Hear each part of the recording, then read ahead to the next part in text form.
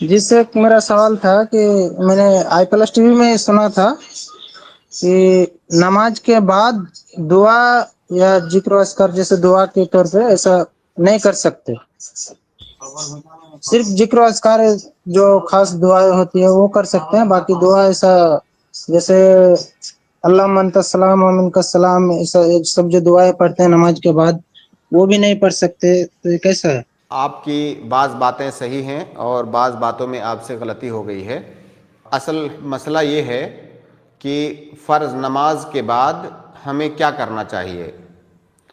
اللہ کے نبی صلی اللہ علیہ وسلم کی حدیث ہے کہ صلو کما رأیتمونی اصلی، اسی طرح سے نماز پڑھو جیسا مجھ کو نماز پڑھتے ہوئے تم نے دیکھا ہے۔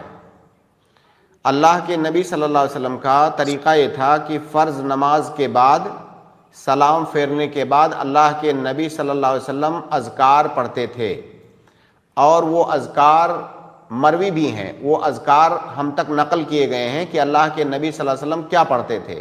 مثال کے طور پر فرض نماز سے سلام پھیرنے کے بعد اللہ اکبر، استغفر اللہ استغفر اللہ استغفر اللہ 3 بار، اسی طرح سے اللہم انت السلام و منک السلام تبارک یا ذا الجلال والاکرام، اور بھی دعائیں ہیں۔ اسی طرح سے آیت الکرسی، اسی طرح سے ایک بار سورہ اخلاص، ایک بار سورہ فلق، ایک بار سورہ ناس، اسی طرح سے اور بھی بعض اذکار ہیں۔ تسبیح، جو تسبیح کا طریقہ ہے 33 بار 34 بار تسبیح اور تحمید اور تکبیر، اور کئی سارے اذکار ہیں۔ تو اللہ کے نبی صلی اللہ علیہ وسلم یہ اذکار پڑھتے تھے۔ اگر یہ تمام اذکار آپ پڑھ سکتے ہیں تو تمام اذکار پڑھیے، ضروری نہیں ہے کہ اگر پڑھنا ہے تو سارا پڑھنا ہے ورنہ کچھ نہیں پڑھنا ہے۔ آپ بعض اذکار بھی پڑھ سکتے ہیں، جتنا آپ پڑھیں گے اتنا آپ کو اجر ملے گا۔ تو اللہ کے نبی صلی اللہ علیہ وسلم کا طریقہ یہ تھا کہ فرض نماز کے بعد آپ اذکار پڑھتے تھے، اور وہ اذکار باقاعدہ طور سے صحابہ کرام نے نقل کیا ہے۔ اب ہمیں بھی وہی اذکار پڑھنے چاہیے۔ اللہ کے نبی صلی اللہ علیہ وسلم سے ایک بھی حدیث میں یہ بات ثابت نہیں ہے کہ فرض نماز پڑھنے کے بعد سلام پھیرنے کے بعد اللہ کے نبی صلی اللہ علیہ وسلم دعا کرتے ہوں۔ یہ اذکار جو ہم پڑھتے ہیں، ان اذکار کے اندر بعض دعائیں تبعاً شامل ہیں۔ ایک ہوتا ہے اصالتاً کوئی دعا کرنا، اور ایک ہوتا ہے کسی ذکر و اذکار کے اندر تبعاً ضمناً کوئی کسی دعا کا آنا۔ تو ان اذکار کے اندر ضمناً بعض دعائیں موجود ہیں۔ تو اصالتاً کوئی دعا اللہ کے نبی صلی اللہ علیہ وسلم سے کرنا یہ ثابت نہیں ہے، سوائے ان دعاؤں کے جو ان اذکار کے اندر آئے ہیں۔ دوسری ایک بات کہ جب ہم دعا کی 2 قسمیں ہیں، ایک ہوتا ہے دعاء العبادہ اور ایک ہوتا ہے دعاء المسئلہ۔ دعاء العبادہ کا مطلب آپ کوئی عبادت کریں اور صراحت کے ساتھ آپ کوئی چیز اللہ سے نہ مانگیں، جیسے آپ کہتے ہیں استغفر اللہ، آپ کہتے ہیں الحمدللہ، آپ کہتے ہیں اللہ اکبر، یہ بھی دعا ہے، لیکن یہ دعاء العبادہ ہے۔ جب آپ یہ اذکار پڑھتے ہیں تو اس کے بدلے میں آپ کو اجر ملتا ہے۔ آپ اللہ سے کیا مانگ رہے ہیں؟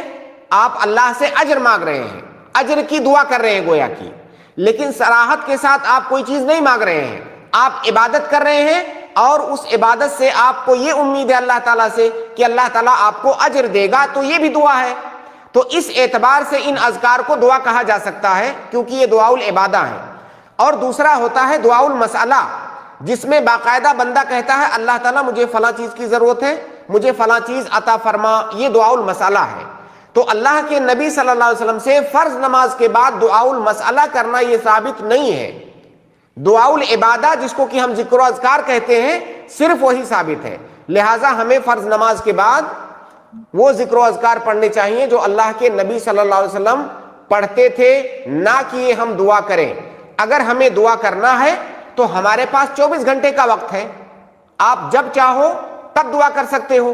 مان لیجئے آپ نے فرض نماز پڑھا، فرض نماز سے آپ فارغ ہوئے، آپ کا دل کہا دعا کرنے کے لیے، اس لیے نہیں کہ آپ نے فرض نماز پڑھا ہے تو اب فرض نماز کی وجہ سے آپ دعا کر رہے ہیں۔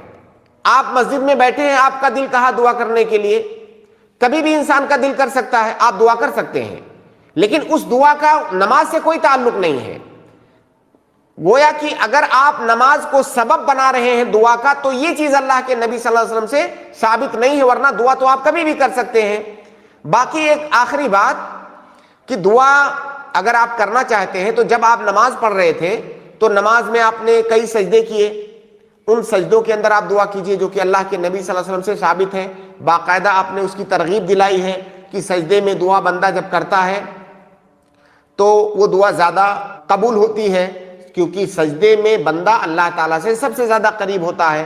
اسی طرح سے جب آپ تشہد میں بیٹھے، تشہد کے اذکار سے فارغ ہونے کے بعد آپ دعا کر سکتے ہیں سلام پھیرنے سے پہلے، وہ بھی اللہ کے نبی صلی اللہ علیہ وسلم نے سکھلایا ہے.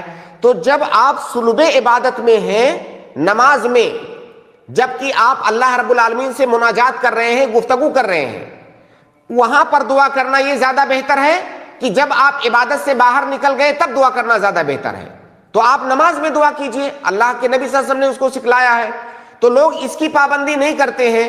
شیطان لوگوں سے وہ کام کروانا چاہتا ہے جو سنت سے ثابت نہیں ہے، لہٰذا فرض نماز کے بعد آپ دعا نہ کریں، اذکار پڑھیں، کیونکہ اللہ کے نبی صلی اللہ علیہ وسلم کا یہی طریقہ رہا ہے. جس سے کچھ میں یہ بھی بتایا گیا ہے کہ جو دعا پڑھی اللہم انت السلام و منک السلام، یہ بھی دعا کرنے کے لیے منع کیا گیا ہے کہ یہ دعا بھی نماز کے اندر ہی پڑھی جائے، نماز کے بعد نہیں. نہیں، نماز کے باہر، نماز کے بعد کے اذکار میں چیز ہے، آپ اس کو پڑھ سکتے ہیں نہیں، نماز کے اللہم بعد. السلام وغیرہ کے بارے میں نہیں کہا ہوگا بھائی، آپ کو سمجھنے میں غلطی ہوئی ہے. وہ اس دعا سے متعلق ہوگا، وہ دبری کل صلاح والی جو روایت ہے شیخ، اس کے جی جی تعلق سے اختلاف ہے. اللہم اعنی علی ذکرک و شکرک و حسن عبادتک، اس سے متعلق شاید. ہاں، اس کے بارے میں علماء کے دونوں طرح کے اقوال ہیں. جی جی جی